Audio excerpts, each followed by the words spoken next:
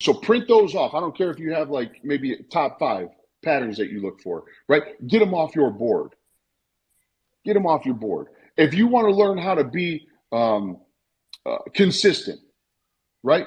Get a picture, type in consistent on Google. Take one of those pictures, put it up on that board.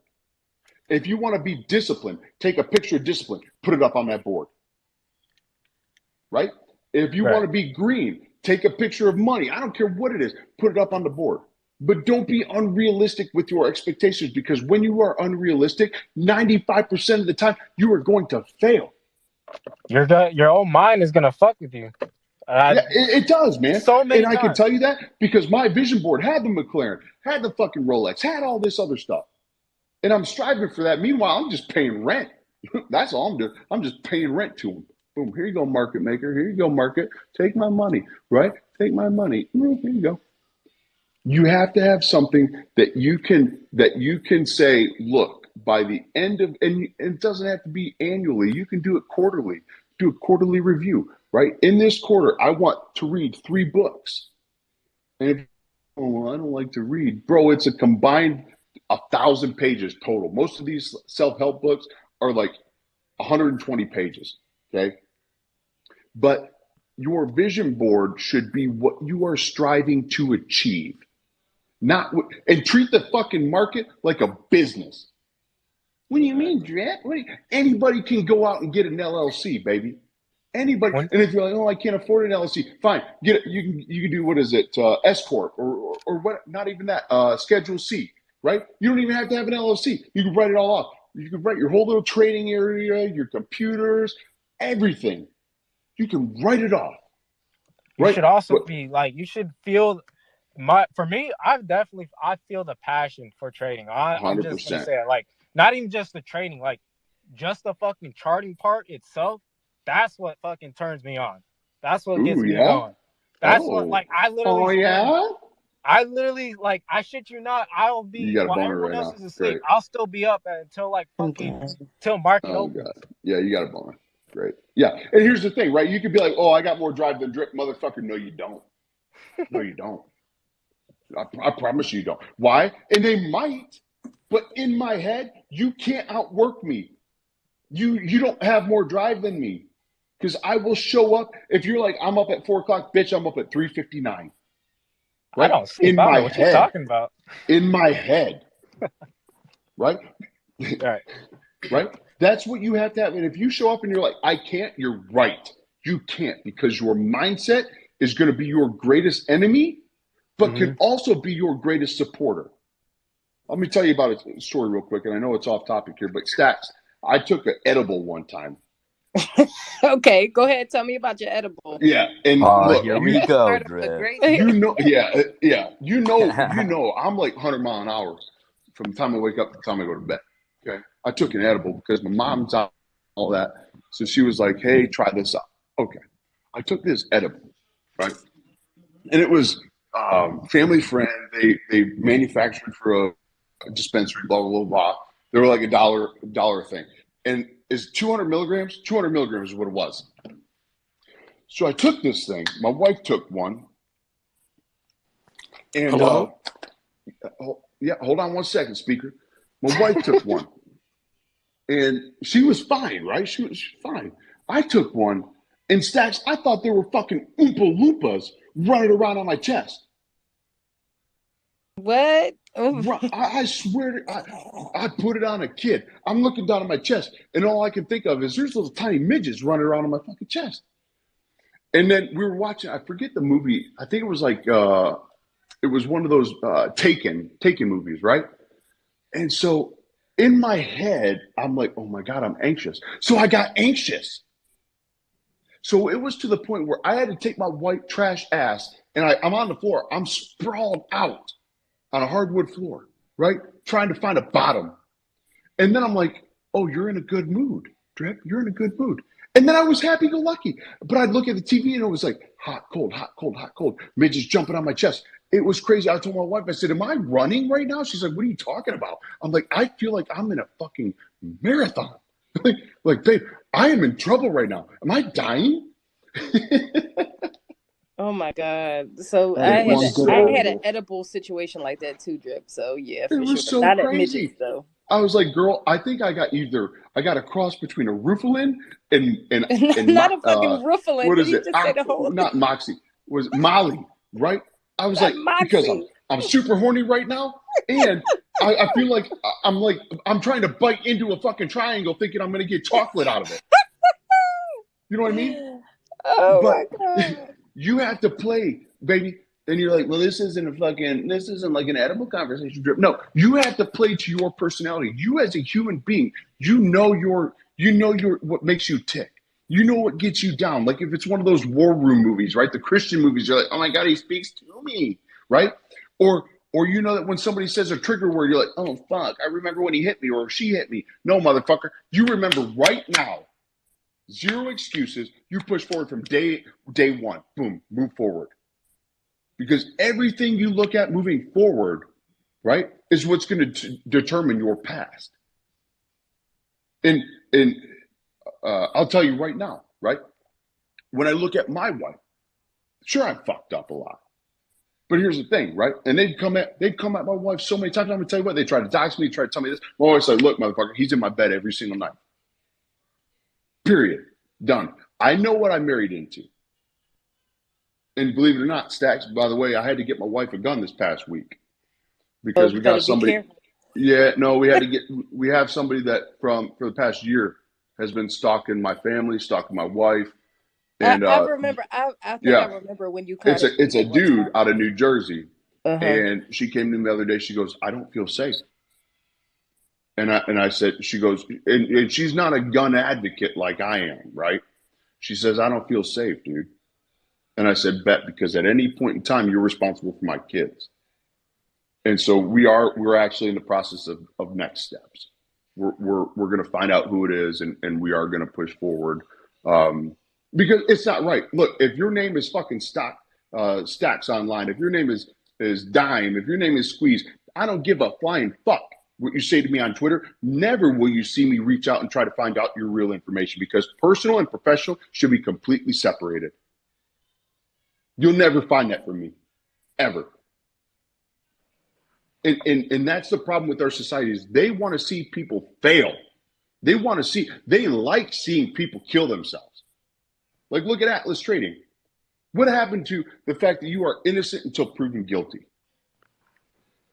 Hey, right? Speaking of that, my bad for butting in, but I don't know if if you've seen it already, but it actually it fucking pissed me off. There was I seen a tweet a little bit ago or earlier this morning.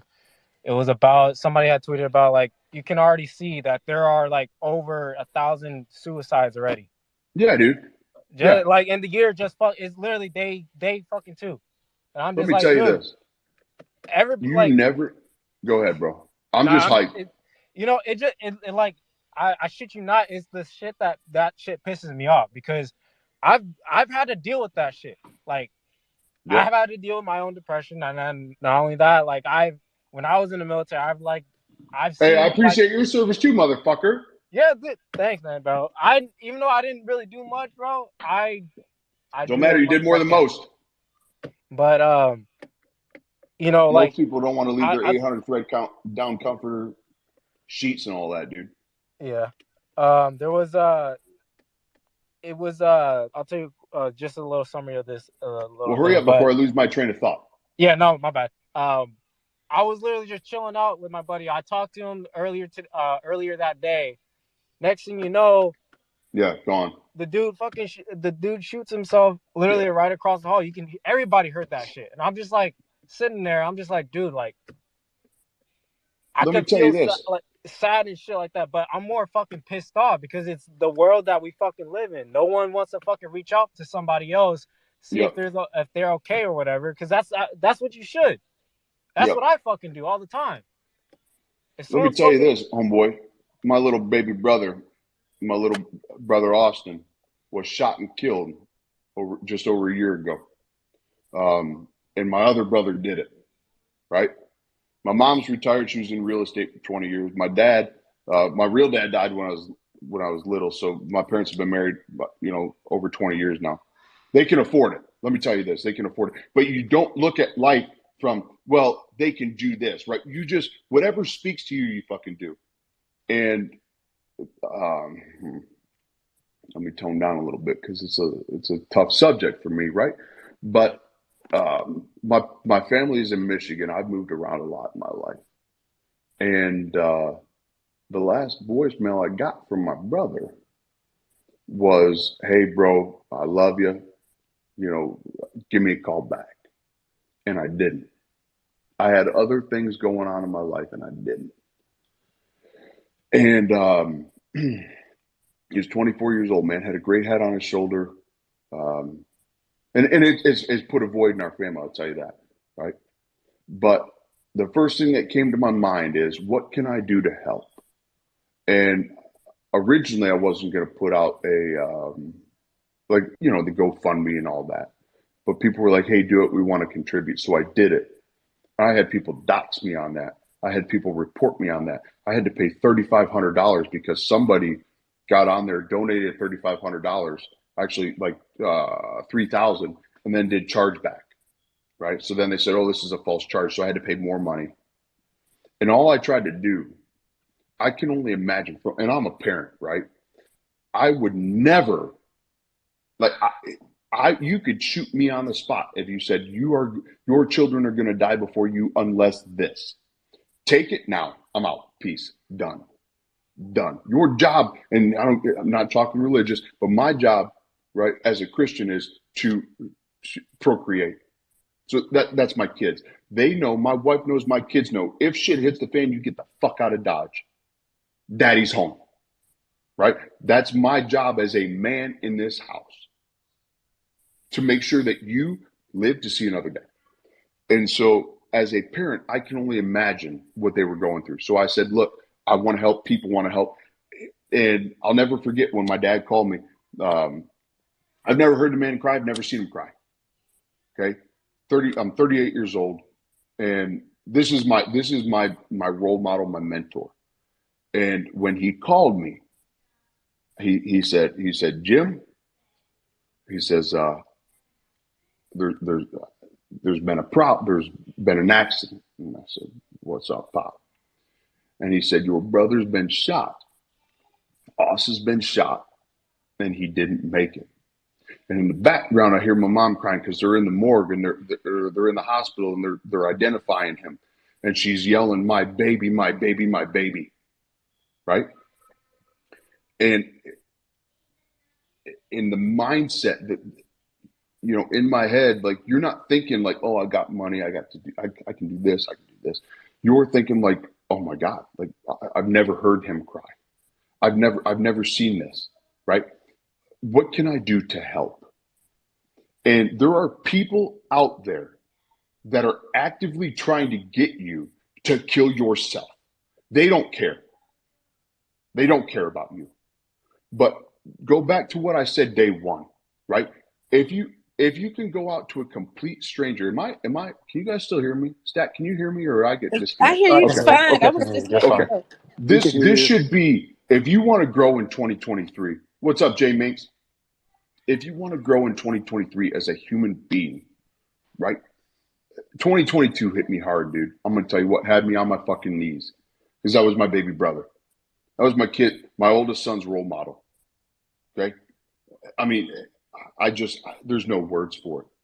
And we always try to better ourselves. We always want to look back, and it's always after the fact, right?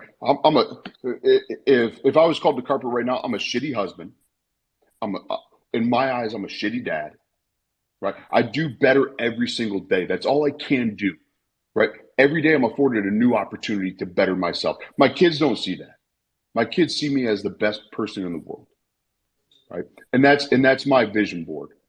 But you go to a store, you go anywhere. If you leave the house today, okay, you leave the house today.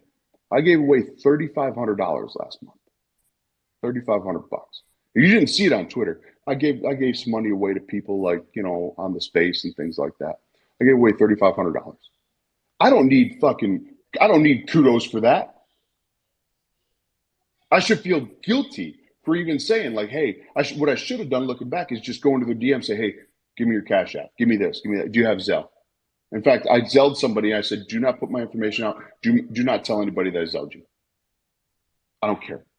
Right? But what I want you to do, and this will literally change your fucking life.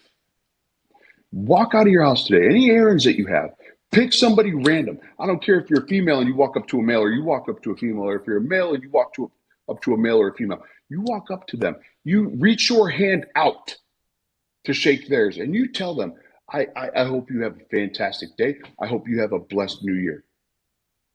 And then you walk away. If you do that, it becomes contagious, because we do not know how somebody's day is going. We don't know the impact you're going to have on somebody's life. It's always after. We always excuse, I should have talked to this person. I talked to this person the day before they shot themselves in the head. We do not know. And fam, we cannot fix that, right? You are not responsible for anything like that. My daughter, when she was 16 years old, was talking to a kid in Australia. And they were like a thing, right? But as a parent, I neglected to see all this. She spent a lot of time on the phone, a lot of time in a room. The kid said, look, I want to be your boyfriend. She said, look, we're so far apart, like it's not going to work. He shot him. He didn't shoot himself. He told her, he said, look, well, if I can't have you, then I don't want anybody else.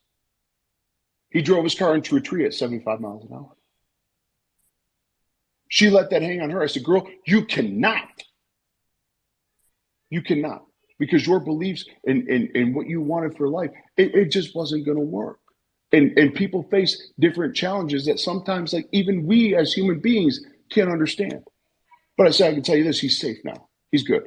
And this is just my belief, fam, right? I don't care about your beliefs. I respect your beliefs. But as a parent, as me talking to my kid who just, and the mom reached out and said, look, your daughter did this, your daughter did that. I said, motherfucker, no. I said, no. Do not put that on them. I said, but I can tell you this. I said, your son is resting in peace right now.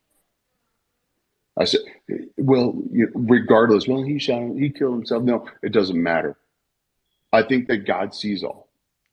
And I'll kind of close on that, right? But do something every day to better society, because we cannot change the world. But what we can do is we can be the motivation piece behind the person that maybe can change the world, right? You guys are like, man, Drip, you're contagious, man. You're this, you're that, you're that. No, I don't care. You don't think I have bad days? I have bad days every fucking day. But when you show up, when you try to drive, right, you go somewhere, you don't have to have all the money in the world. You just have to have the ability to motivate somebody that can possibly be the change. And if they can't, they're going to motivate somebody. I promise you that. You're doubling down and you're passing it on. 100%. 100%. I don't have $5 to give for Starbucks, Drip. So what? I don't care. Give out a handshake. Walk up to somebody, shake their hand, say, I love you, motherfucker, and walk away. That is tenfold. I don't care what anybody, excuse me, I had a little bourbon. I don't care what anybody tells you, that is tenfold. Jay Mink, she's talked about it a lot. She does it a lot. She's an entrepreneur. She goes out, she helps people, right? And you know what? I actually, Jay Minks, come on up. We had trading women up here. And she won't talk because she's still a little shy. She's shy. So if you get like a hey, and then she goes off. Real quick, my bad. I don't want to continue on. Damn it, D'Angelo. I'll still be here and I'll still listen in. I'm just gonna hit the gym as well. Yeah, bro. You bet. What's your max bench? 225. I'm still break it today, motherfucker, or don't leave the gym. Hey, you already know it. Let's go. We want to hear. We want to hear at least 300 today. Let's go. Look, you have so many people out there, and I respect the shit out of it, right? That are making moves in silence. And when I think of Stacks, and just so you know, Stacks, I thought it was like Stockians. I thought that's what it was called. I didn't know it was like Stockonians, right? But you have people that are making moves daily. People are like, oh, why do you have a Discord? Why do you pay for it? Because if I don't value my time, you won't value my time. And I'll tell you this, my time, everything I put into this right now, I'm failing at being a parent. Because my kids are out of school right now. Hey, baby, say hi. Ava James. I know you heard that, right? My kids are out of school. What am I doing to better my kids right now? But my kids know where I stand. They're playing, they're doing their thing right now. But my job, my goal is bigger than that, right? But pay attention. Don't match your moves to somebody else. You leave the house today. I don't care if you go to the gas station, you go to Kroger, you go to fucking Hy-Vee, right? You go somewhere, shake somebody's hand. I love you. Have a fantastic New Year. And when you walk, at first it's going to be uncomfortable because you're so used to living in your fucking little comfort box. Right? Walk out of your house. Go and do that. You make somebody's day. They are going to leave as soon as you walk up. J Mink, Stacks, Jordan, y'all look all cute and fucking sexy all the time, right? Walk up. Somebody's going to be like, oh my God. They're going to go home and be like, guess what? A fucking celebrity touched me. And they're going to be excited. They're going to be motivated. And that's where the contagion starts. And you don't need monetary value for that. I love that. Because self-worth isn't defined. I'm almost done. Self-worth isn't defined by fucking dollars. Oh, I'm so amped right now.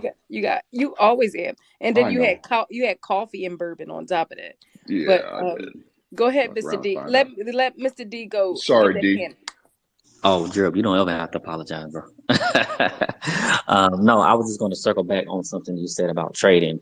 For those who need to understand, who they are as a trader too. It is important, or what makes you tick, or what challenges you, right? For me, I mean, personally, I don't care what nobody say or think. That's just me. That's always been my strength.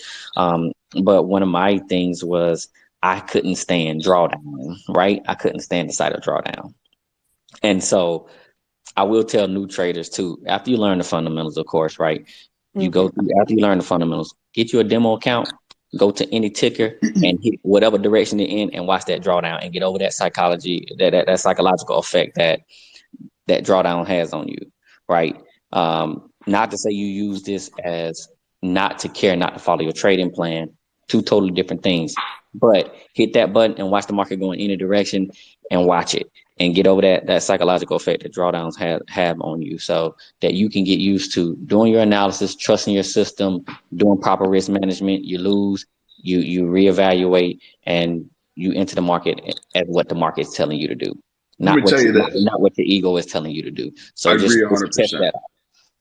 Mia Gia, right?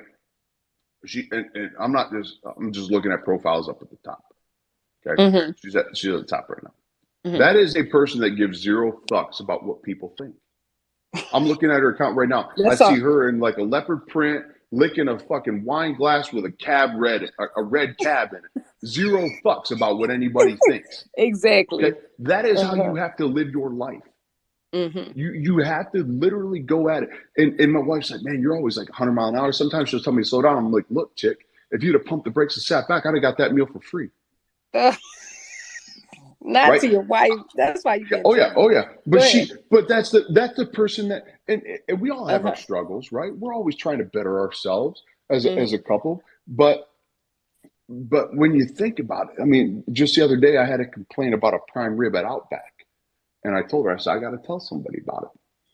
And she goes, don't, because I'm critical with my words, right? Zero filter. I'm going to tell you how it is, because as a business, you deserve to know how it is. And it wasn't my waitress's fault. In fact, I tipped her. I asked her, I said, what was your biggest bill? And or your biggest tip? She says $50. I said, I'm going to tip your bill today, which was $148. I tipped her bill. My wife said, why? I said, why not? Whether I can afford it or not, why not? Right? I light fires. That is my job, is to light fires. So anyway, I said, I want to talk to the manager. She goes, don't. And I said, fine. Well, if the manager comes out, I'm going to talk to him.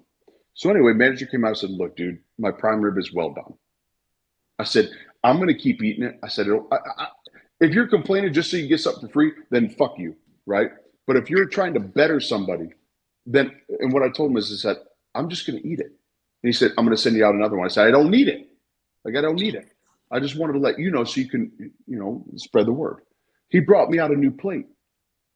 But it didn't just have my prime rib on it. It had my baked potato, my loaded baked potato, had my broccoli on it. And I said, sir, I don't need this. He goes, I know. He goes, take it home. He goes, but we're going to strive to be better every day. And keep in mind, right, when you're pushing out that much stake, eventually something's going to fuck up. I get that. When you're making that many trades, something's going to fuck up. I get that. You need to get that. You need to understand. You're not going to be green every day. You're not going to be red every day. But when you are on your knees, when you are struggling the most, when you want to give up, the last thing in your fucking mind should be, I need to quit.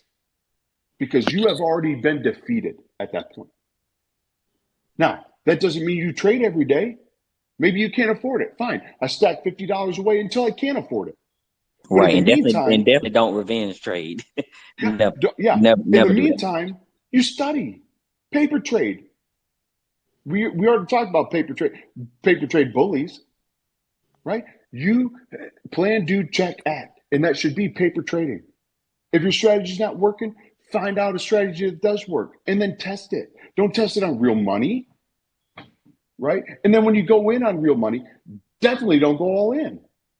Had you guys only have $500 to your name and you're putting $500 on black. You treat the market like a casino and the market is going to screw you. They're going to give you a cute little drink. They're going to say, here you go, Mr. Blah, blah, blah, or Mrs. Blah, blah, blah. And they know good and damn well you're going to put it all back on red. So, Drew, repeat that for some people because I think people need to understand that. Bro, I'm so high. Paper trading is okay, man. Paper trading. I'm so high speed. I forgot what I said. Do some paper trading. You know what I'm saying? Regardless of what people tell you, do some paper trading. Do it. I'm a professionally funded trader, and guess what? When I do something else, I paper trade. I'm not a gambler. Here's the thing. Let me tell you a story I made up a long time ago about me and Keanu Trades. We go to and most of you guys can relate to this. And then I love the speakers. I'll stay until every one of you guys funnel through. But you're at a Buffalo Wild Wings. You show up. Me and Keanu show up, and the server comes up. What do you have? And I say, we're gonna have a blonde, or we're gonna have a beer. Whatever. They bring us our beer, and I'm looking up at the TV screens because there's like 8,700 of them, right? Football games, blah. But what attracts my attention are the games, right? The blackjack game. And so I say, hey, can we get 2 of those tablets over here? So they bring the tablets over. We sign up for our accounts. I name mine, money in my bank, right? Or like, haha, exit liquidity, whatever. I name it something funny. And regardless, we start playing. And you ever notice how you're always winning, right? And I don't care if you know the rules to blackjack. You're like, oh, I'm not going to hit on anything over 16. I'm not going to do this. I'm not going to do that. Fine. You always win. And that's because we had no emotion attached to it. It's a game. It's a fucking game. But when we go into the market, it's money. And that money comes from somewhere, right? If you got OnlyFans, that money flows like the fucking waterfalls in Valhalla. But for the middle class, that money comes from somewhere. Now, if you're lucky enough, it's not coming from rent. It's not coming from groceries. It's not a car payment. It's not, right? You're playing with money that, you can't afford to lose, but if you lose it, it doesn't screw your family over, right? It doesn't put you in a bind. But you truly have to take, if you have a new account and you're getting ready to fund it, you have to say, fuck you to the money you're putting in. You have to. You have to say, if I lose this, like crypto, right? I put this money in and somebody can take my money on the little blockchain. Gone. Okay, whatever. Right? That is the mindset you have to have. I'm not dogging my crypto people. I had to have something I could relate to, right? You have to be able to say, I literally don't care. And then once you get to 1,000, pull your 500 out, the drip, like I got more money finally. I don't care. Pull your investment out, that 500 out. Because now you literally have zero emotion. You have no excuses. You have to remove everything that can prevent you from failure. You only have yourself to blame if you fail at that point because you've doubled your account. You've removed your initial investment. So many times, man, I've gotten caught up in greed. I've got caught up in, I'm going to miss the run. But if I'm thinking I'm going to miss the run, then what about my 10 to 15% and out? Right? I'm out. If if you're a new trader and you're just trying to stack bricks, you don't care about the fucking 5-minute call outs. You don't care about that. You only care about what is coming to me. What hand am I being dealt? How am I going to play it according to my plan? How do I play it according to my plan? And if I can't, that's okay. Maybe, and you know what? Maybe, hey, look, it's going up. It's up 4 boner candles. Why? And I'm playing options. Why would I play green? I'll wait for a couple little dojis to the side. I'll wait for volume to fall off. Does it hit a support line and break? Bet. Confirmation. Candle print underneath. No wick, no body touching. I'm in. Boom. I'll play your fucking emotion. I'll play your guilt. I'll play everything I need to do to be successful on my portfolio. And if you're up 75% on a call, if you're up 75% on a put, and you didn't take that profit, but a week from now you're red, that is your own fault. Yeah, you're not a good trader. You're not a disciplined trader. Yeah, absolutely. So while we all sitting in here listening to Drip go off, oh my God, I'm so sorry. I need you, Drip, hush. I need you guys to go look at the pinned post at the top and retweet that for me. By retweeting that and get more eyes to Stockiana. No, it's not. Yeah, it's not our OnlyFans. Yeah, go ahead and check out the pinned post at the top and retweet that. Because if you retweet that, you are bringing attention to financial literacy and, especially out here for women supporting us. You know what's crazy? Let me tell you this, right? What's up? What you about to tell me? And remember, you got hands too, Drip. Yeah, we're going to, trust me, if your hand's up, I'm going to get to it. I don't give a fuck. But, and it might not be a question to me. I don't care. That's fine. We'll get to it. But we had 298 people at our high right now. And right now we have 248. And I'm here to tell you, if you are the type that said, oh, Drip, you use too many cuss words, I'm out. Bitch, you're a statistic. And when I say bitch, it's not a female or a male. It's if the shoe fits, you fucking wear it. Right? But you show up every single day and you put the time in. Right? I don't get when it comes to this kind of stuff here, I don't get a big head. I don't need a big head. I speak the facts, what I've been through, and that's all I can speak to. Right? If I haven't been through it, I won't talk about it. Period. I'll let somebody else. There's plenty of other traders, plenty of other speakers that can speak to things that maybe relate to you a little bit more than I can. But if you came on this space today and you left for the sole specific reason, like, oh, I fucking hate Drip. Oh, Drip said fuck 5 times. I'm out. Then bye, Felicia. You're gone. I don't care. Because if one person is able to take what I put out, what Stacks put out, what D's put out, what anybody has put out today and implement tomorrow, then that is success in my book. Give me another fucking speaker, Stacks. It's right next to you. What's up, Squeeze? Can we all give a round of applause for Drip? No, you can't. Remove him as a speaker. No, you can't. Yes, I can. And I'm doing it. No, hey, Squeeze, no, you can't. You give a round of applause to yourself for showing the fuck up, bro. Well, that's what you need to do. I don't need a round of applause. I'm going to give a round of applause for everyone. Oh, you give a round of applause. There you go. Right? Happy New Year. We are what we train ourselves to be. Yeah, fuck it. Give me a fucking Go ahead. Do we train ourselves to be what? What's up? To be success, right? You train yourself to be something better every day. If you look at 2024 and you're like, oh, I'm the same version of me, bitch, you failed. And if that version means, oh, I don't have $500,000 from $500, you failed. But if you look back and you say, look, like I read 8 books, I went out and I was the best version of me in public. I shook hands with strangers, a complete stranger. Y'all, that is so difficult because people don't mind. People can talk on space all day long, right? And it's a false facade. But then you get them in front of people. Bitch, you put me in a fucking Pontiac Silverdome. You put me in a big facility. I'm going to stand right in the fucking middle and I'll be the same me. Because whether you think I'm a class clown or you think I'm the fucking messiah, I can only be myself. And whether that comes with hate, whether that comes with love, whatever. I got to take the good with the bad. But I play my hand as it's dealt.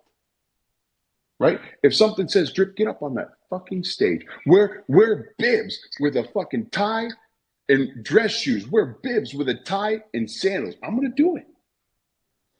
People are laughing at you. So what? Drip loves his sandals, by the way. He wears socks with sandals all the time. Yeah. I do.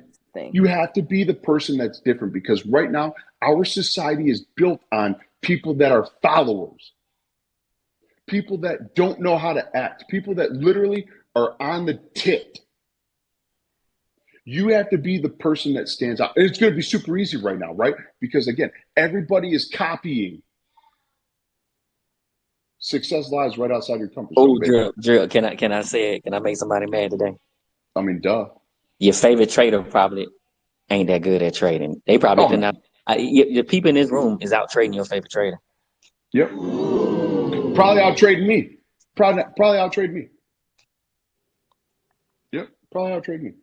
Look, unless your favorite trader is in this room. Hey, I'm just saying. Shouldn't matter anyway. I'm his favorite trader, so shouldn't matter anyway. If you're afraid to tell your favorite trader, look, dude, you're fucking up, then you're a furu. Right. You know what? I will tell another new trader this, because you're attacking the psychological level of it. I will tell you this: if you can't leverage, because the name of the game in life and in trading and investment is leverage. If you can't leverage a $300 account, you can't leverage a $3,000 or $100,000 account. You're gonna accelerate your death. I don't care who you are. I don't care how good you think you are. Like risk management and consistency wins the race. I don't care. I don't listen. Listen, Drip, I'm telling them, like, I don't care how good how passionate they are, how much they want to learn how to trade, how much they want to do something. Matter. Yes, that's the Kickstarter, but risk management wins the race, because at the end of if that's not part of the trading plan, you're not gonna make it. You know, if you're not studying, listen, you're not studying, you're not gonna make it, man. You have to study. You have to do what others are not doing, and I don't mean by saying do something different on the charts. No, you follow the charts. You follow price. That's why, like I say, I don't argue with price action, because it removes ego. I'll tell anybody that. I'm always root for price action, because it removes ego. If price tell me it wants to go down, who am I to tell it? Every time the market moves 1 point, that's $1 billion. I don't have that type of money to contend with the market. So remove my ego. The market tells me. Bro, you sound like you got like a voice changer on right now. You sound a little bit like a robot, D. No, that was you. You probably going through it a little bit, Drip, because I heard him just fine. But I wanted you guys to also to know this is me, Stacky Robinson, behind this account. I am the founder of Stockianas, our all-female trading community, soon to be app, social media app in May. We do trade. I tried to get Drip into crypto and NFTs too for my crypto NFT people in here. It was just a no-go. So, and it's not for everybody, right? And we have to take that. You probably look back at that message too, Stacks. Fuck that. All right. We can revisit those messages too. But anyway, you guys go ahead and give Drip a follow. I want to say thank you. You don't have to. I'm going to say thank you, because you've been supportive of me for. That's all you got to say. Bye. Let's move on. Next topic. That's it. You run out of time. Oh my God! You do not take compliments well. I can't stand you. I don't need them. need them. If you have any questions for us up here, feel free to request. There you go. If you have any questions for me, feel free to DM Stockianas account. If you're interested to learn more about Stockianas, feel free to DM me. Are you trying to get off right now? Drip. No, I'm not trying to get off right now. We still here. So go ahead and retweet the room and get some more people. I feel like I'm on YouTube right now. What'd you say? I feel like I'm on YouTube and I'm not like a paid YouTube subscriber, so I'm getting all the commercials right now. Yeah, this is the commercial. You get a commercial. You're gonna get these commercials. Yeah, give me another give me somebody else to talk. If you got any questions, come on. Ask some questions. He wants somebody. Don't be shy either, right? Nobody's gonna tell you. Oh, I've talked to Drip for years, so it's your turn to talk to Drip. You gotta just take me as I am. I'm gonna say something quick. I've known Stacky this past year. Drip, this is the first time I'm meeting you, Drip. And from what I hear, the two things you two have in common, you're givers. And you know what givers get? Givers are winners. That's all I have to say. We're sexy and we're givers. There we go. Yeah. I love it. Yeah. All right. So whether you're a male or female, you're like, okay. So we have somebody to talk to, Drip. We have Savad. What's up, Savad? You got to unmute your mic. Call in number 92. Come on. Sorry. Right. Sorry. Okay, go ahead, honey. I'm sorry. I put some medicine. That's good. Good hygiene. Well, I love it. Medicine. What's up, Chili Dog? What's going on? Does my thing say Chili Dog? What does it say? Mm-hmm. Okay, so yeah, Chili Dog. Okay, well, I change my name in my picture like every couple hours. So I just wanted to ask, what are y'all's favorite picks for 2023? I just got into space. What are yours? Man, honestly, I'm thinking like long duration bonds, something like a TLT ETF.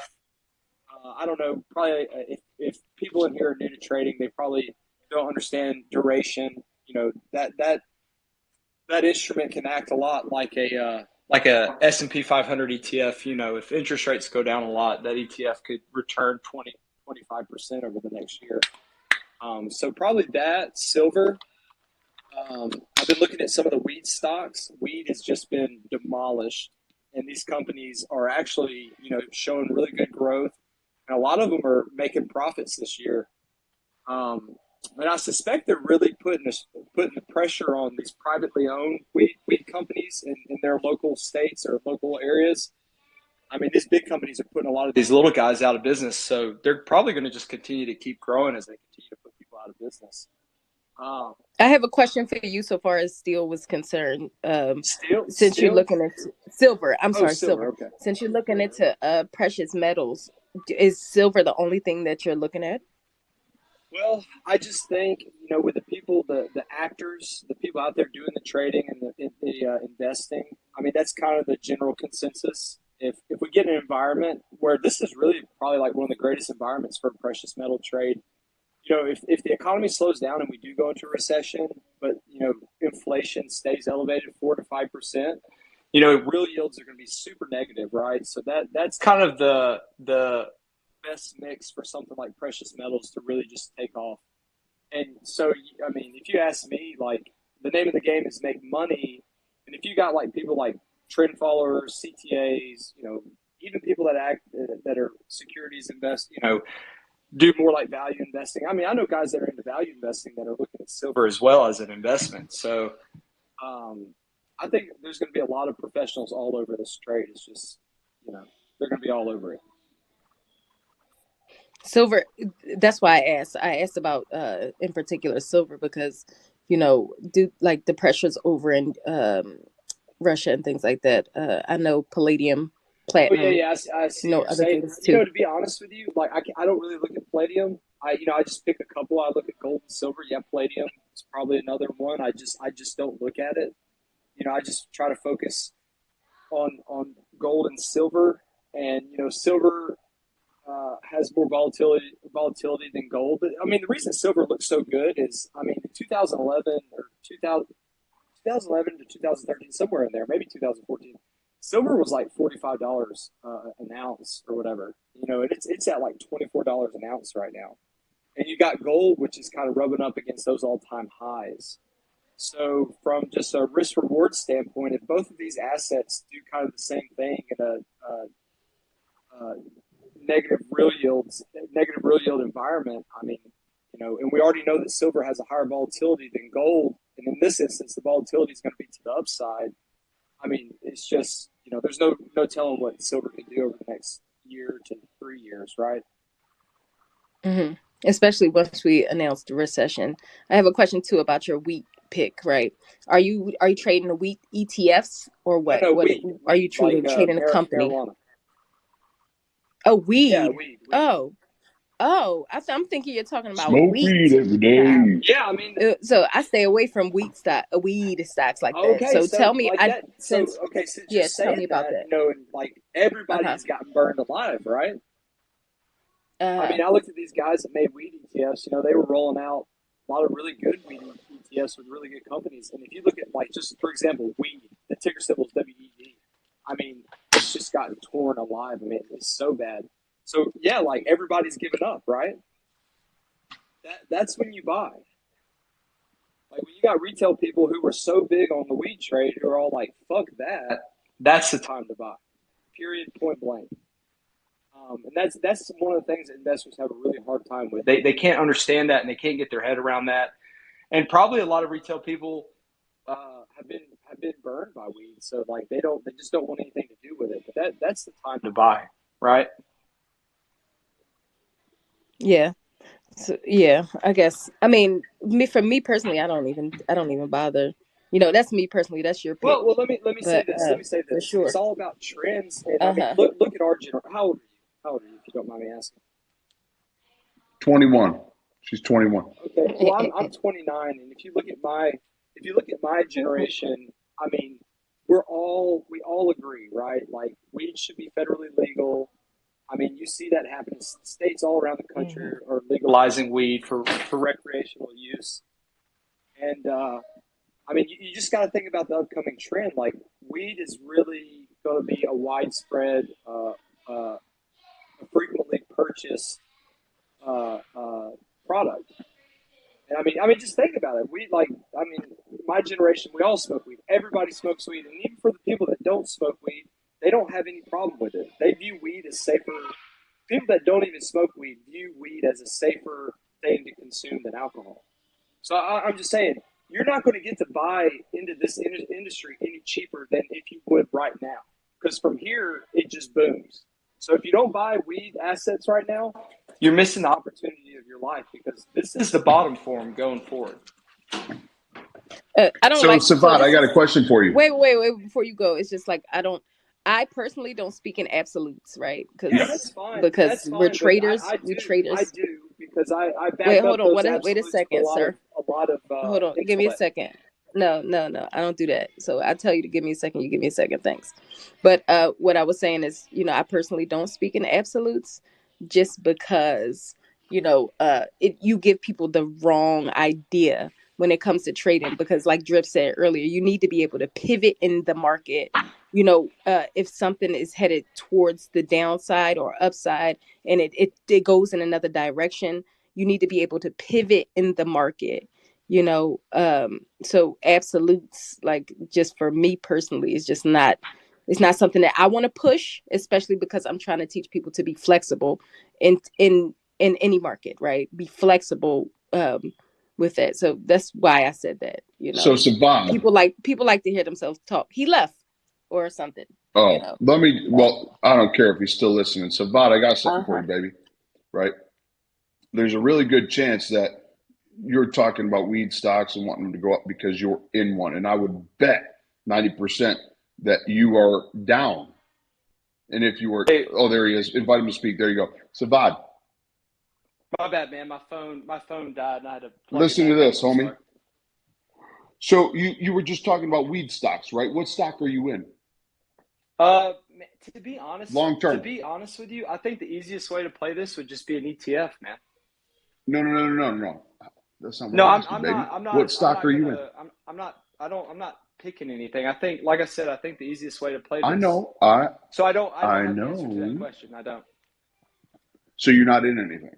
No, I am dollar cost averaging into some weed, into a particular weed ETF. How long have you been in it? I just started looking at this sector probably about the past 2 weeks. So you're too new. Do what? You're too new to be you're too new to be saying like, hey, I think this is going to do this, because over the past 2 weeks, imagine if that stock has dropped. I'm going to give you a follow. I'm going to give you a follow. Well, hold on. Time out. I'm going to use it. I'm going to use an OTC stock for an example. Go ahead. HMBL, Humble. Everybody loved it. People took 500 to $1 million and still didn't take profit on it, right? Depending on where somebody's at on the way down, investors on the way down, people are like, oh, it's going to jump from here. Oh, it's going to pop from here. They're in the red. Let me ask you a question. But bottom. Let me ask you a question. Hold on. Bottom can't be defined as it relates to bonds. Let me ask that question. No, I'm an idiot. Okay. Then don't talk to me with that kind of from that angle, because I'm very knowledgeable. I'm gonna let you know. Yeah, that's fantastic. So I want you guys to do this, right? So it's 11:37, right? It's 11:37 Eastern Standard Time. I do have to wrap it up, Drip. We do have to wrap it up. I'm a co-host. Leave this bitch on. Put your shit at the top. Who wants Drip to stay? Raise your hand. Let me see. Leave me as a fucking host. If you want Drip to stay, host. Clap. All right, well, Drip, if I leave you up here, you better tell everybody to retweet the pin post. But listen, Savad, I'm going to tell you this, bro, right? Fuck your thoughts, fuck your feelings. All I care about is my portfolio, right? But what I will tell you is, if you're relatively new, if you're somebody that has been in the space. So I remember back in 2006, 2008, when motherfuckers were saying the same thing. Weed has been around forever. What you need to be focused on, right? And it's not so much you saying like, hey, these are good ads here. This should be more of keep your eye on this, right? Eventually, weed is going to be mass accepted, because 5 years ago there were certain states that were like, hey, we're going to jump on board. Now states that, the middle ground is saying, hey, we're jumping on board. But people shouldn't be worried about finding the absolute lowest value. We can't predict future, right? We can't predict that. What we can say is, hey, check this out. If we get momentum here, now think of it from a Chipotle standpoint, a Tesla standpoint, an Apple standpoint. You go back 6 years in Apple and you look to present time and you would have made money. Now, not where we're at currently, right? But where they were back in time. And if somebody's looking for long-term value, then they can be off by 50 to 80%. No big deal, right? They're looking for that long-term value. But let's face it, in order for weed to be a viable long-term product in their portfolio, it has to be mass accepted. And once it's mass accepted, then at that point they can, like crypto, or anything else for that matter. Once it's accepted across the board, once the whole warm and fuzzy goes away, and people are like, look, now every state has the opportunity to, people that like weed, they can grab into it. People that don't like weed can still invest in it.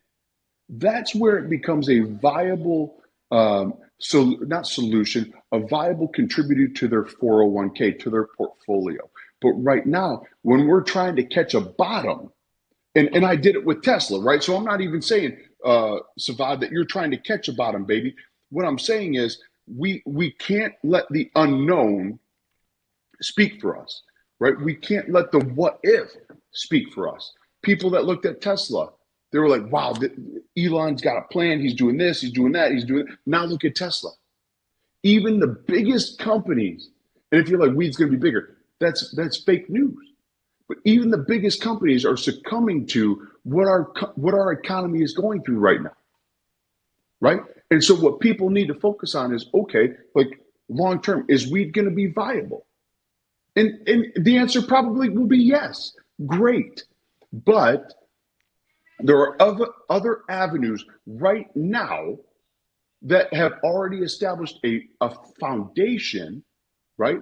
That are at, and I don't even want to say they're at their lows, okay? Because if they're playing weed, and if weed's an ETF and I can short it, I'm going to short it.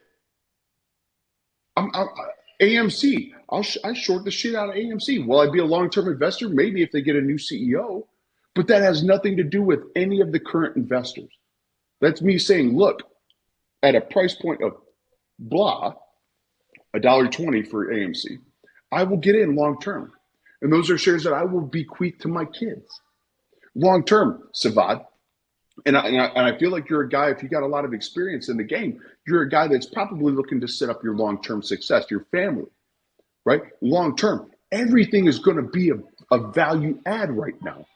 But what we have to be cautious of is there are so many new traders entering the market right now. The last thing we want to do is get them into something where they're immediately losing value. Hey, anybody listening, if you want alpha, just follow me. I got you. I don't even know what you just said. I don't even know. Yeah, Drip. I mean, I'm glad you kind of, not to jump over you, Squeeze. You're good. I'm glad you kind of reiterated that. I mean, I think people need to understand that one of the two things I do follow, because it is I'm not gonna say it's one of the driving factors. It's not the holistic approach of the market, but consumer discretionary and consumer staples. So anything in those categories when people have to survive, and if you're looking at the data now the numbers that I look at when it comes to investing, when you talk about stuff like that, say that again, Squeeze or Ginder. What people need to survive. Right. Yeah. Right now. Yeah, right. Although people need weed, they don't need it to survive. Now, that's the point I'm making. Chronic illnesses. Let me just because we all know people that like maybe you have Crohn's or you got and weed helps a lot, better than medicine. I get that, but until it's widely accepted, right? Until right, and most of the industries that are pushing it, they're pushing it from that recreational standpoint. So that is my point I'm making. So you got to look at it like that from a discretionary standpoint. I mean, and I'm not dumbing nothing down. I'm not insulting anyone's intelligence, right? But stable discretionary is at the discretion, right, of the market, of the user. And if you look at what makes up that fund, if people are labeling those as a discretion, then what do you think they're going to label habits and other things else, right? It's going to be about survival, right? So I just want to put that out there. So it's good information. It's something to look into, but I too don't speak in absolutes because again, that will be you never know to my strategy, right? And I'm not a financial advisor. Everything is good until it's not, right? That's right. So I mean, I'll take the credit for it until I can't. Right. Yeah. And here's the thing, right? I'm going to give you guys let me go to it here. Hold on. I got to pull it out. 6 months ago, I put out let me go to it in my server here real quick. I put out a DRIPS long-term investment stocks. Okay. I'm going to tell you this. Let me tell you here. Let me see. There it is. Okay. I had on there Kraft, Realty Income or O, Walmart, Verizon, Ellington Financial, Johnson & Johnson, Target, Carnival, OKE, AT&T, Lumen, Walt Disney. I focused on people that gave me, what's it called? Dividends, right? I got dividends, right. Between 4 and 7%. Fantastic. So you're paying me to own the stock, but I'm here to tell you, 3 out of the 20 stocks actually are good right now, right? So if somebody says, hey, keep an eye, if somebody says buy weed now, don't do it. If somebody says buy AMC now, don't do it. Even when I reached out to Grant Cardone and I told him, I said, this is my strategy, Grant. At 111.93, baby, I will be buying in because he had asked about it, right? I didn't say, Grant, buy Tesla here. But, right, keep it on watch. If you are looking for long-term investments and somebody brings up, an ETF or whatever, put it on your watch list and just observe. Keep in mind, you don't have to catch the top and you don't have to catch the bottom. What you want is to catch long-term growth. So what that means is if I catch, let's just say the bottom, I'm just giving you an example, by the way. The bottom on Tesla is 66 and I catch it at 88, right? I start adding in at 88 and then I double down, I add more. When it gets in the 70s, I add more in the 60s. And then from there, over the next 5 years, it starts to rebound and it goes up. That's what I'm looking for. Don't focus on catching the bottoms, fam. Right. Well, because no one can predict the bottom. And this is not financial advice, but I will tell anyone, if you're looking into investing and doing things like that, I would just tell you, learn the fundamentals, keep you some cash on hand, because that is going to be the key when the market starts to truly correct. And like I said, I've been following, my favorite things to follow is the home builders ETF, the discretionary and staples spending, because that it does kind of give you the insight as to what the market is doing as a whole. When it comes down to it, people are going to make sure their home is taken care of, right? That's what they're going to do. They're not going to, it's not just weed stocks, right? Anything recreational, right? It's anything at that discretion. So you're absolutely right. I'll just tell people, watch it, keep it on the watch list, but I don't speak in absolutes either, because you don't know what the market could do. The market could swing any which way it wants to right now. And there's a lot of uncertainty because, there are other world economies right now that are going through it worse than we are. So you kind of got to be mindful of that. So you make some really good points. That's just something I would, tell people to keep in mind, that if you're cost averaging in, understand that you're doing it from your plan, because it is long term. No matter what you do, you're going to, the market is not going to stay down forever, right? So at some point you're going to look up your break evenness. Then after that, at some point you're going to be in profit, right? So that's just the way it goes. There's up, there's down. That's the only thing you can't predict. There will be an up, there will be a down. That is one thing for certain. You can always bet your bottom dollar on that. But I wouldn't put everything on one particular, because I'll tell you this, if you don't believe me, and if you think I'm making this up, and you think maybe I don't know what I'm talking about, because you don't see me post any profits, or I don't post any of my trade ideas, I have a million followers, do me a favor, go look at the charts and look at the energy sector, and go look at the technology sector. Those usually are the safe havens that are about. Well, one is a bounce back, right, sector, and one is a safe haven sector. They're all underperforming, every last one of them. And let me tell you this. If there's something that I say or any of these speakers say that triggers you or that goes against your belief, right, that should be okay. I'm not here to tell you we could go up tomorrow. I wouldn't give a flying fuck. I wouldn't care. It's not my wheelhouse, right? But there, at no point in time should we be saying, look, you're going to miss out. Because if you're telling me I'm going to miss out, immediately in my experienced thought process, you are telling me you are underwater. And not only that, you said I'm in an ETF, right? Which tells me, okay, now it's more specific. I'm not talking about an OTC. I'm not talking about a NASDAQ. I'm talking about an ETF, a fund, okay? You are underwater. And the fact that you're dollar cost averaging down when you've only been in it 2 weeks tells me you didn't predict it right. Okay? Yeah, top-down analysis was not done. What you should have said, what you can say, and you notice they're not in here anymore, right, is, look, I am doing this for long-term growth. Here's my spots. I'm averaging in here. I'm averaging in here. Here is where I am full tilt. Period. And if I'm wrong, so be it. I'm wrong. And that's why I said that was my point. I'm coming back for a second. That's why I said we don't speak in absolutes. I don't speak in absolutes because, no, listen, this is all trial and error, really.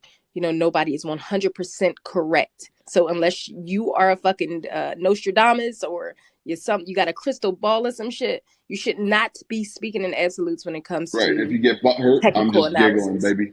Oh my God. But anyway, like Drift said, you throw me off every time. I can't stand you.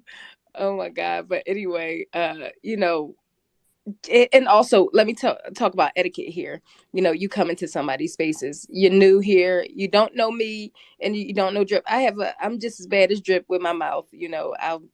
I can run with the best of them. So if you come up here, please come with some respect for other people's opinion, trading strategy, whatever, because all these people up here, most of these people up here are experienced in making money, at least for themselves, right? So you come up here, you can state your opinion all you want, you can do that, but remember, that is your opinion. Okay, so that's all I want to say. Drip, you can continue. If anybody has any questions, please feel free to some more speakers. Stacks, when are you leaving? I was supposed to be leaving at 11:30, but I'm hanging here with you. I'm gonna bring Megs up. All right, I'm gonna bring Megs up. Bring Megs up. And I'm dropping down, guys. I just want to say thank you. All right, you guys. This is much needed. Thank you. Later, Ginder. And by the way, you guys, we do this every Monday. Every Monday. Drip can come back every Monday, but we usually sometimes we have I Love Stocks here. That's Vegas. We have some other traders. Yeah, I might come back. You better come back, but I'm a trader myself. Stacky Robinson, I've been a trader for a while. I also do trade cryptocurrency. Drip is like cryptocurrency. Yeah. What's that voice, Drip? My Drip. Cryptocurrency. We want to talk. I'm gonna pull Allie up here too. Allie's gonna speak. Go ahead. Come on, Allie. Give us a follow. Talk, Megs. Come up. Hey, what's up? You go do your thing. What up, girl? I'm dying. Hey, Allie. Ladies, feel free to come ask questions too. Give us a follow. We're here for the financial empowerment of women. And look at all our bros coming to support us. What's up, bro? But go ahead, Drip. You can continue. I'm waiting. Listen, 12 o'clock. Well, I'm ending this. Okay, so that's a couple minutes. You can go ahead. You are ending it. I will keep fucking rolling. No, I'm ending this thing at 12. Like, we could come back next Monday. That's lame, Stacks. No, it's not. If you want Stacks to keep it, give me 100%. Stacks can leave, and we'll keep rolling for Stacks. See, squeeze. But Stacks. Oh my God. Stacks, 100%. Come on, give them to her. There you go. Otherwise, I just go cook lunch for my kids. Okay, well, I need some more people up here. So request up. You know, I prefer women up here. You know, Megs, let's hear it. Go ahead and request up. What are you trying to hear from me? I've just been say listening. Hi, Megs. What's up? How you doing? Drip wants some attention. Give me a 2023 goal you have for yourself, personal and professional. Go ahead. For 2023, like financially, my goal is to accumulate a lot of coins. I'm expecting like everything to go down a bit more at least, and hoping for like 2024 for things to really start picking back up. I'm talking about cryptocurrency mostly, and probably stocks too. You know, they correlate pretty well, but I trade crypto. So yeah. Okay. What's a personal goal? Personal goal, I have been thinking about moving. Actually, about 6 months ago, moved to Montana from Florida, and it's been a huge change, and I don't like it as much as I thought I would. And so a personal goal is probably going back to Florida, like around summer when my lease is up. Do it, Megs. Do it. No hopium, no hopes, right? Do it. Execute on your plan. You'll be better for it. Love you. I gotta let you go. All right, go to some more hands, Drip. Yep. Express. Come on, talk. Let me hear you.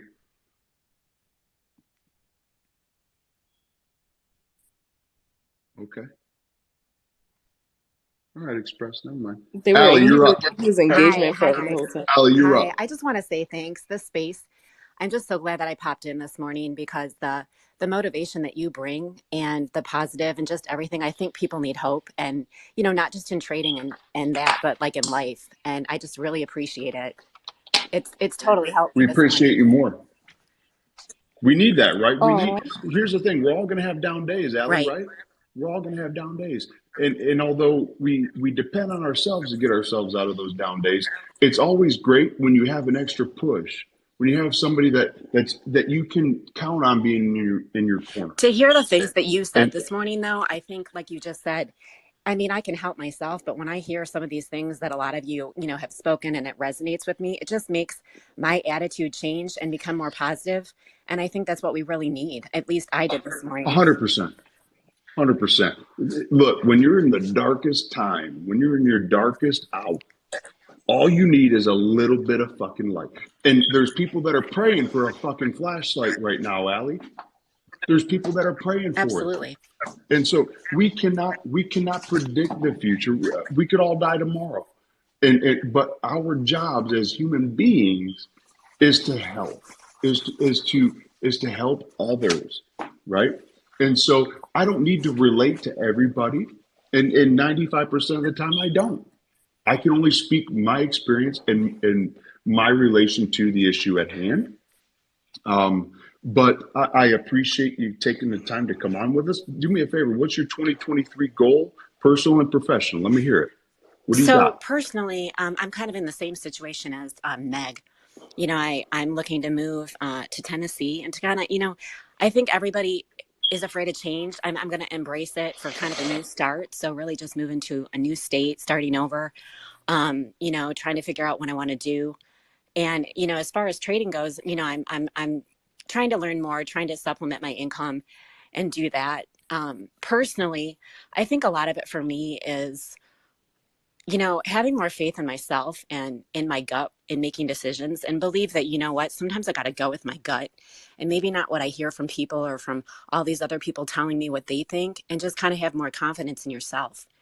And bingo. You know, for me, and that's really a learned behavior, right? Absolutely. Yep. Allie, you already had sent me a message this morning, and it was awesome. So send me another one, and I want to work to help you. Thank you. And like I said, guys, I also want to work to help I you. appreciate also you want all. to work to help like you. Literally, you have no idea that I'm just so glad to have tuned in this morning. Thank you. So DM me, because make the move. That's definitely what I push. I definitely push you know, women to be more confident within themselves and who they are as is, right? So, you know, just to feel empowered in the things that you are doing in life. So that's why I like Drip so much, because he goes on his motivational rants, but that's me too. You know, I want to motivate you to be a better you as you are, and also to embrace who you are, and be okay with everything that you are, right? And put that out there. So feel free to DM me too. That's what we do at Stockianas. Like I said, women, we push women empowerment through financial literacy, and you being confident with your money. I will. Right? Thank you so much too. You again, like I said, you all are amazing, and I can't say thank you enough. Like, just, I'm sure a lot of people. Ellie, you have a fantastic day, and Thank you. Happy New Year, guys. I'll step down. All right. Bye-bye. Bye. Who we got here? Get another hand. Killer K. Go ahead, baby. Hi. I'm probably like the most ignorant in this group. It sounds like y'all are talking a completely foreign language to me. I know very little about stocks. I would say that, and I'm not even trying to trade crypto, but here I am, like, with a bunch of NFTs in my wallet. But all that to say, I'm just curious, like, how does someone like me, just who feels like y'all are completely talking in another frequency than I can understand, like, where to get started? Because I feel like I've tried and it's so overwhelming because there's just so much noise on the internet.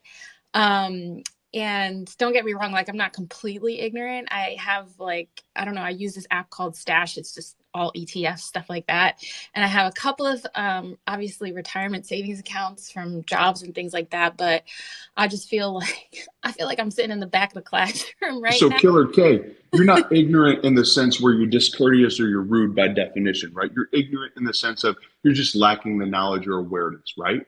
Yes. Okay.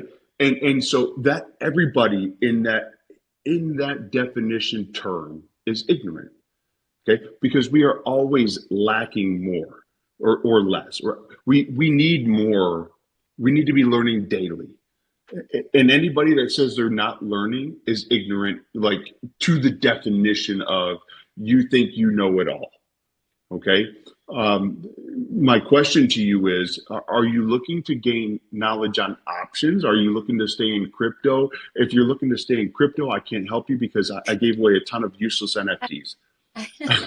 I heard your speech on, well, not the speech, but I heard your response to someone asking about crypto a while ago. But no, I'd rather play with real money right now. That's fine. I still want to watch the crypto space. It's just a little bit too risky for me personally. I don't feel like I'm quite. I think I'm a little bit risk averse, to put it like that, I guess. Let me respond. Let me respond to her too. When it comes to getting started. So I do have some threads out there just to get a very, very basic stuff. And I'm dropping for Stockianas, but I'll drop like a little packet out there for people who want to get started trading, like just very, very, very, very basic, like down to the broker, right? Because I always find, Stash is not a broker, like, no. Just like in crypto, it's like not your keys, right? So, things like Stash and Acorns, just that's nothing. And then also with your she said Acorns. Yeah, just like with get out of here, Drip. Just like with your you want to have control over where your money is going, especially in your investment accounts when it comes to the companies that you work for too. Like a lot of people, it's like, okay, yeah, money's just going into my 401k, like doing nothing, basically. If you know more about and know more about what's happening with your money, then hey, you're in the know. You like, don't be blind, right? Don't at all. You want to know what's going on with your money. You don't want to say, hell, oh, the company I work for is going to take care of me. Like, no, it just won't happen. So you have to make sure that you're taken care of. So it is important that you learn that way. But I'll send you some stuff, KB. All right. Chris, and you have to look up the definition. You have to look up the definition of investment, right? If your investment is working for you, that is fantastic. But when your investment is working against you, do not make an excuse for that investment, right? Your money should always be working for you in a positive direction. If it's not, then you are making excuses for why you are still in it. And when you find yourself having to constantly average down, maybe it's time to say that, hey, I didn't get into it at the right spot. Maybe I added too much where I should have just started to scale in, right? But your money should constantly be working for you. If real, like you look at the million and multi-billion-dollar investors, their money is working for them daily. When it is not, they cut, they get out. Zero emotion. That is how you have to approach this, right? And if at the present time a potential investment is doing poorly, then okay, that doesn't mean that it's not a viable solution in the future, but it just means that at the present time there are other viable options where I can put my money in and help it and make it grow, right? Where my money can say, hey, here's $500, I'm going to turn it into 515, 520, 530, right? And that's just the strategy, the mindset that you have to have. Who's up next? We have the other hands. Killer K. So, later, Killer B. Killer K. Go ahead, T. Yo, what up, Drip? What's up, buddy? So I had a question for you, bro. Like, how long were you trading before you actually became profitable? Oh, well, I got lucky early on. My first investment was Ford at 99 cents. I sold at $12.62. I bought $10,000 worth at 99 cents, and I sold at $12.62 between, I think it was 2006 and 2008. Made a couple other good investments at that time. I invested in KMag. I invested in like a couple other penny stocks. I got Facebook at, I think it was 16 to 18 bucks a share.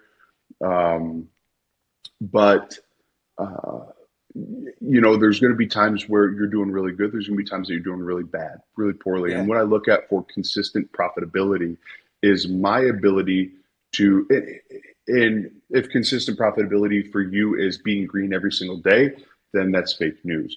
Green every month is great. You can even say, look, am I green every 6 months, right? So if I put 500 in and at the end of 6 months, I got 501, I'm green. And that for me was key. Implementing my rules, and you can implement rules all day long. Auditory, visual, kinesthetic, right? So I highly recommend you say them out loud, you write them down, right?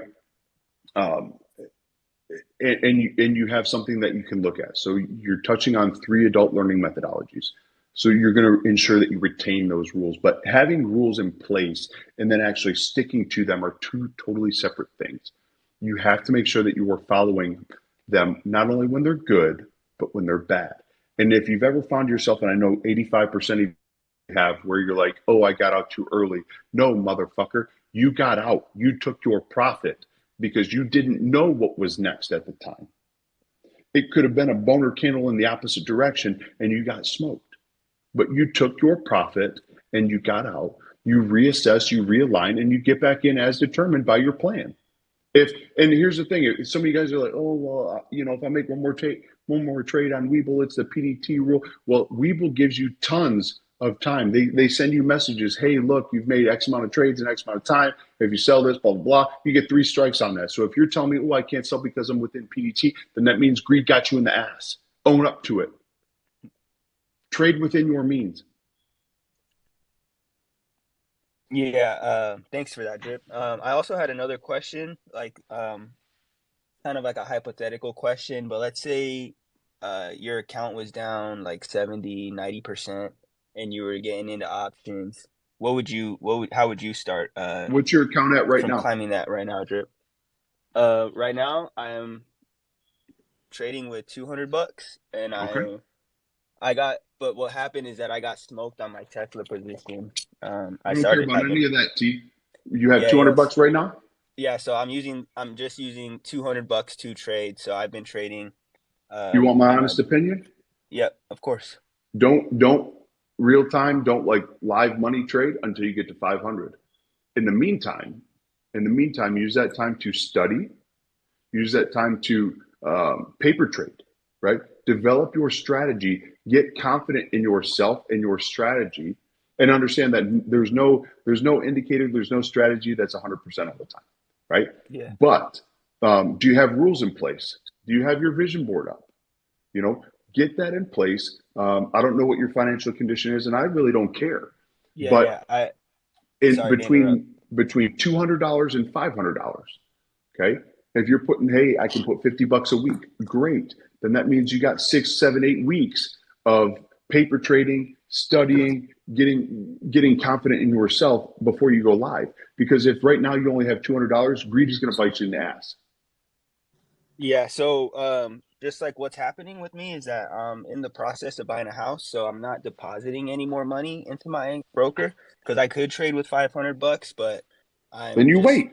Yeah. So I'm just waiting. But I Are you in Webull? Say, yeah, I've been trading with that $200, and I did finally end my December. I traded every single day. I had a few red days, but I finally traded and ended it green with that. That's fantastic, T. But let me tell you this, baby. Discipline. You want long-term growth? Yes.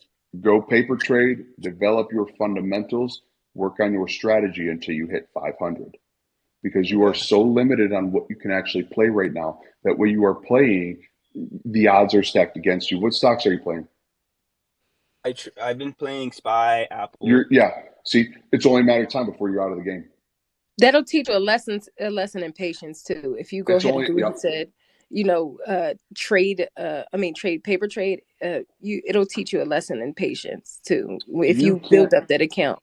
You can't afford anything outside of 0DTE.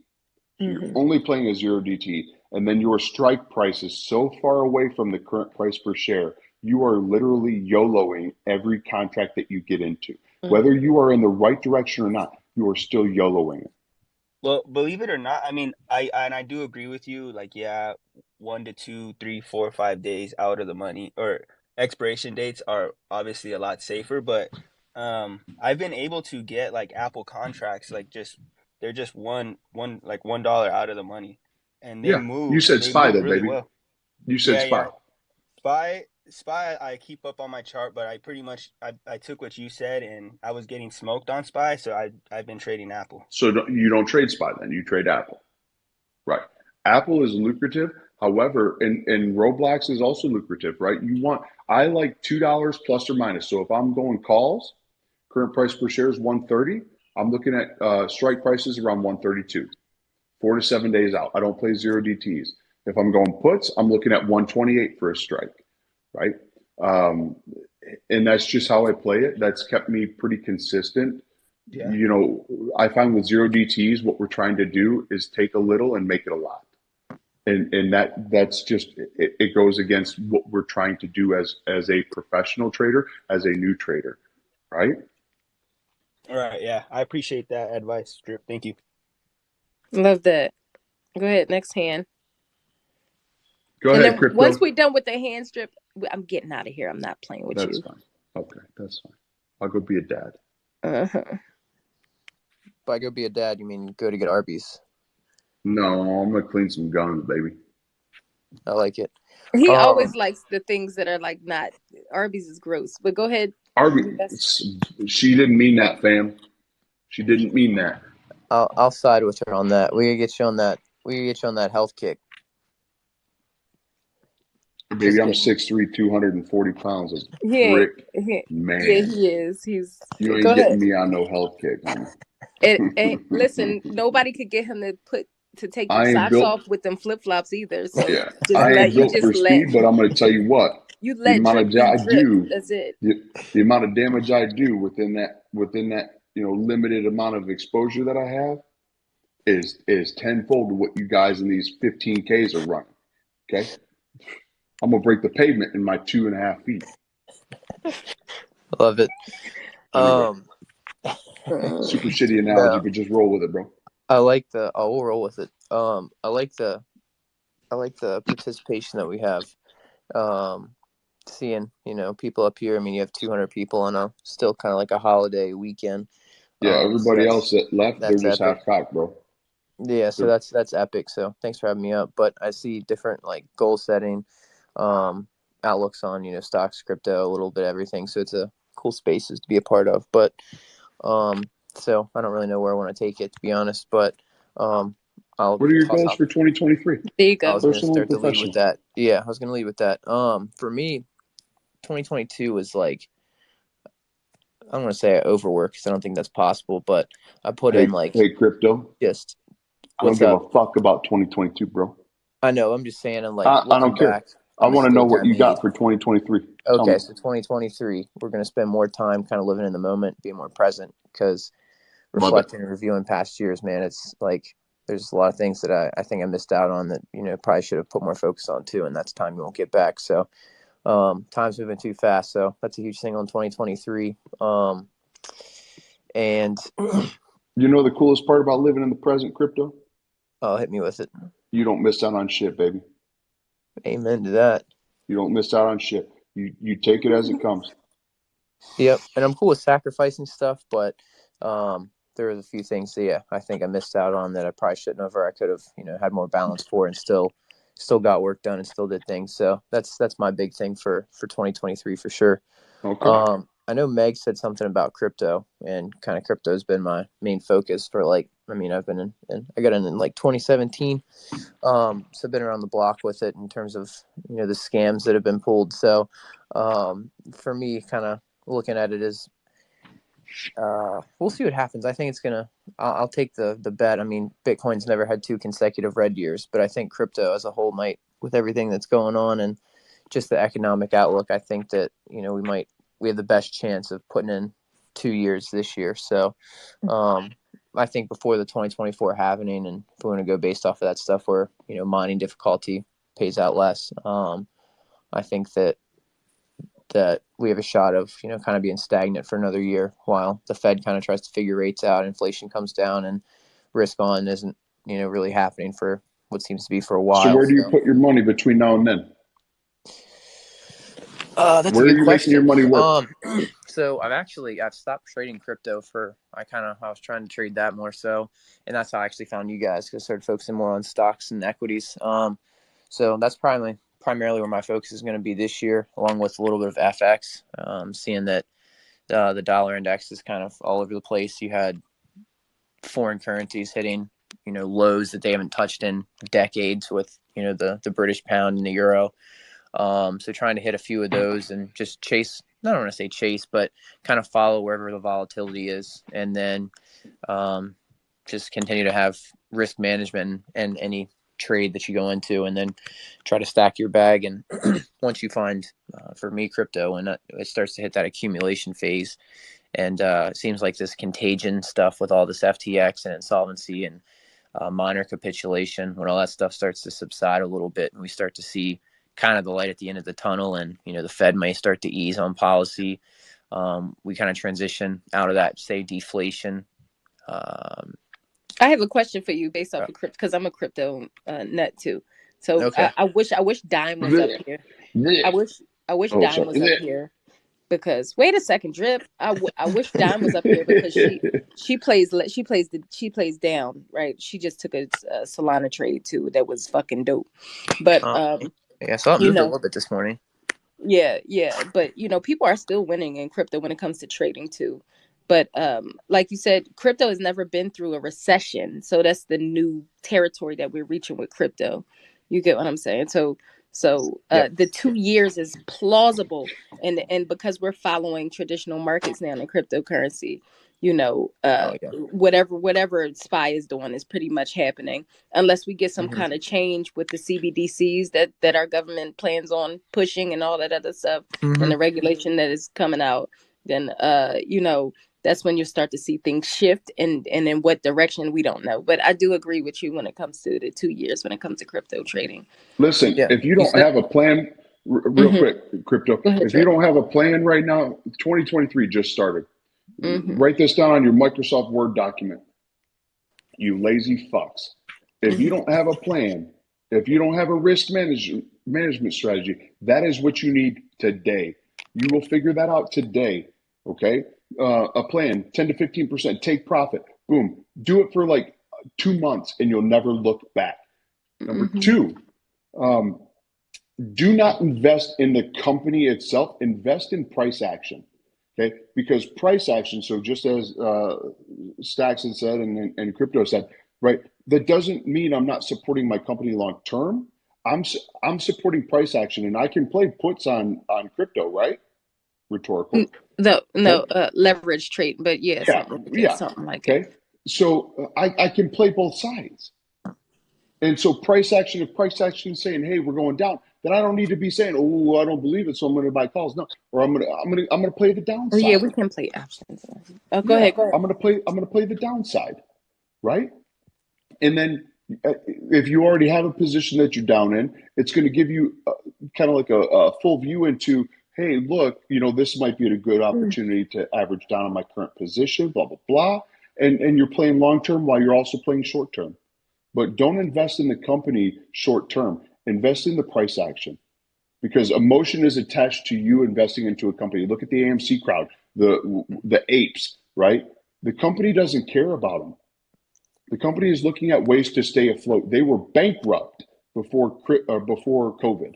They were going to be bankrupt. Now they are just trying to keep their head above water, and they will do anything they can to stay afloat. Yeah. For sure. But go ahead, Crypto Cleve. I'm gonna give you a couple minutes, and then we're gonna wrap it up at 12:30. I'll finish up here with like one or two last points here really quick. Go ahead. To follow up on your point that you mentioned, with still trading crypto and things like that, like there's definitely moves to be made. For me personally, like I'm not looking to entertain too much, because a lot of the altcoins are, you're not seeing, unless you're using like crazy leverage on crypto. Bitcoin's like just kind of been a stable coin, it looks like, the last few weeks compared to the moves that we've seen in volatile markets. But the thing with like alts for me, I mean, just the risk of having money on exchange, the first and foremost thing would just be keep whatever you can afford to lose off exchange. But just having that risk on when you don't know like which exchange could fall under at any given point. If anything comes out like this morning, you're seeing stuff with Barry and Gemini and Grayscale and all that. So who knows what comes of that? I haven't read about it too much, but I saw the Winklevoss twins just post some article. So some more drama potentially in crypto, but for me, like there's plenty of volatility in stocks and Forex and stuff to kind of dabble into with less risk of, that on exchange risk with your money and not knowing, you wake up and you get an email that you can't withdraw. So that's kind of my issue there.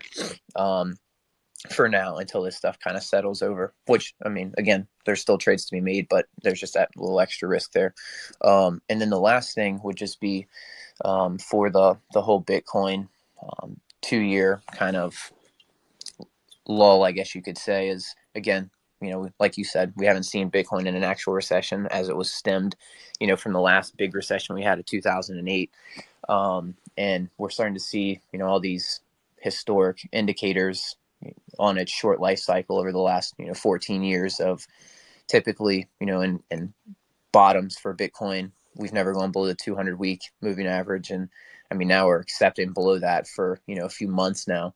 All these on-chain things that a lot of people follow, I go back and forth with, but historically, it says it is a great time, and we are historically down 70-80%, which has always been a great time to buy. And I think in 5 years when you look back, it will be a good time. But again, just for people that are in tune with the market and stay up to date with things. Like, I don't think that there's a rush or there's no need to feel like FOMO to hop in just because we see that, there's probably going to be an earnings recession with stocks, and there's still going to be unemployment that ticks up as growth slows down and companies kind of have to trim fat and cut costs, and employees are sometimes the biggest cost for companies. So there's a guy, and I'll share this part up in the nest. I don't know if people would care to see it or not, but there's this guy that I follow that I came across that's helped me personally with the stock side of things and equities for this cycle, and his name's Michael Cantro.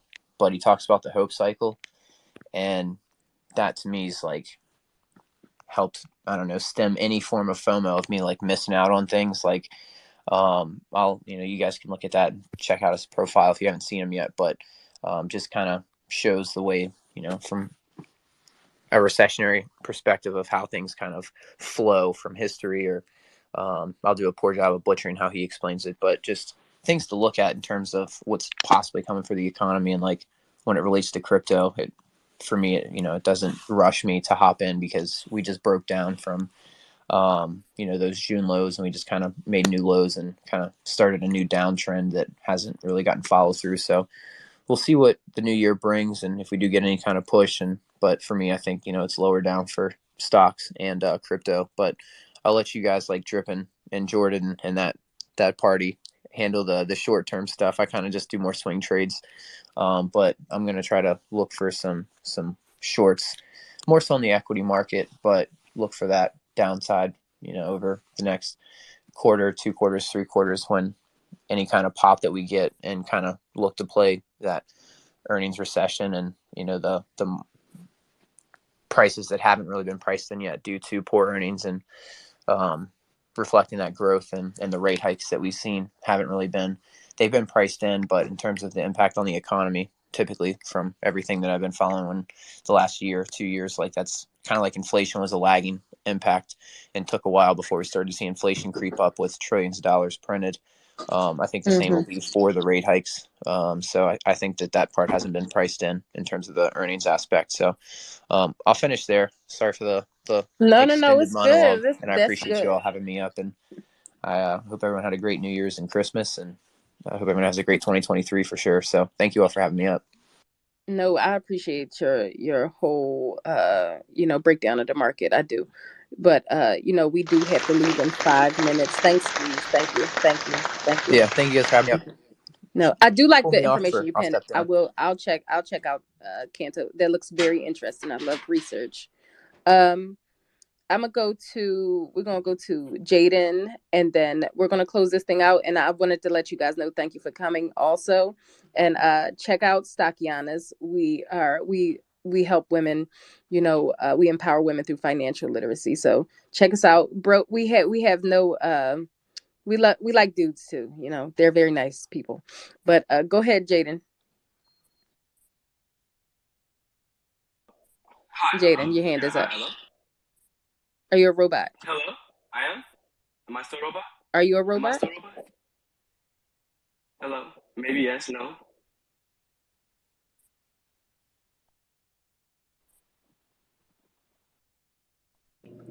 Domo. You're definitely a robot.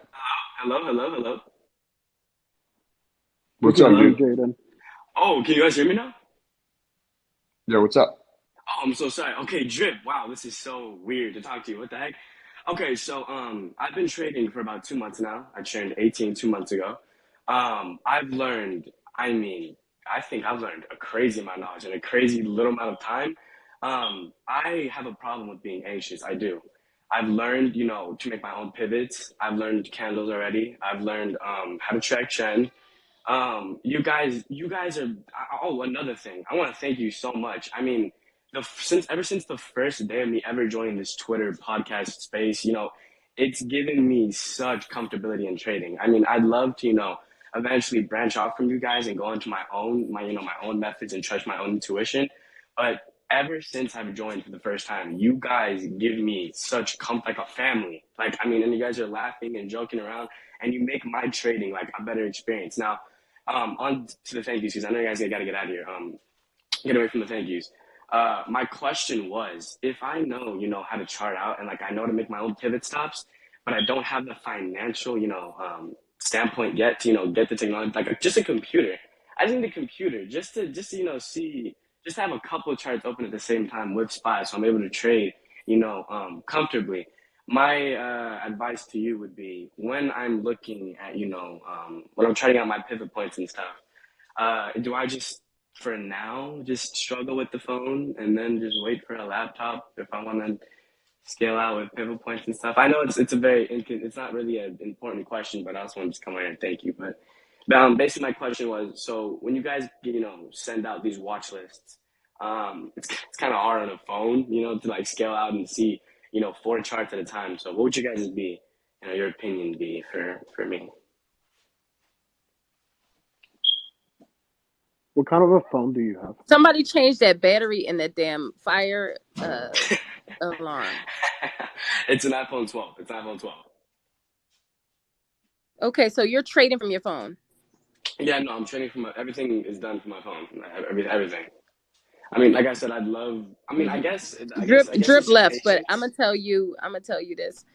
I personally don't. They're his behind this, but I personally don't trade from my phone for a reason, and that's just because it's just not the charts don't come through. Hold on, bro. Right. And I'm a chartist. Okay. Drip, are you back? Hold on, bro. What the hell? No, it's okay. It's fine. It's fine. No, it's fine. Go ahead. Finish what you're saying and change the damn. That thing is driving me crazy. Go ahead. That's okay. And I guess lastly, so I can just, because I know you need to dip at 12:30. Lastly, so how do you slowly okay, so from my collateral, right? I put in 400 to my Webull about a couple weeks ago. Right now it's around 600. So I made a cool green month of $200 for December, which is pretty cool. I set myself rules per profit stop and stuff. But as my collateral, the money in my account grows, how do I also increase my profit stop gain? So it used to be $20 a day for me. And recently it's I've been able to make 100 a morning, but comfortably. So how do I know when to increase my profit gain every morning? I guess you could say. If you're in your rules, for your rules. There we go. Yes, my rules. Okay, so you would know that. You would know that. I mean, I personally, that's a goal that you have to set. You get what I'm saying? If you feel comfortable enough to do that, then yeah. But your $20 goal, if you keep going past that anyway, you obviously should change it a little bit, but I wouldn't make it $100 a day because that would be too much. Maybe bring it up incrementally, maybe 10%. Okay, thank you so much. Small percentages as you start to grow your account, small, very small. Don't do too much because then you'll have a day where you're down $200 because you're not taking profit from that $20.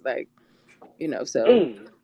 Okay, so just chip away my profit and just keep going at it. Because I do know, I hear you guys talk about sometimes, even small investors or amateur investors with 2,000 in their, account are striving for, 200 a day when $20 to $50 is actually really good, even for an account with 2,000.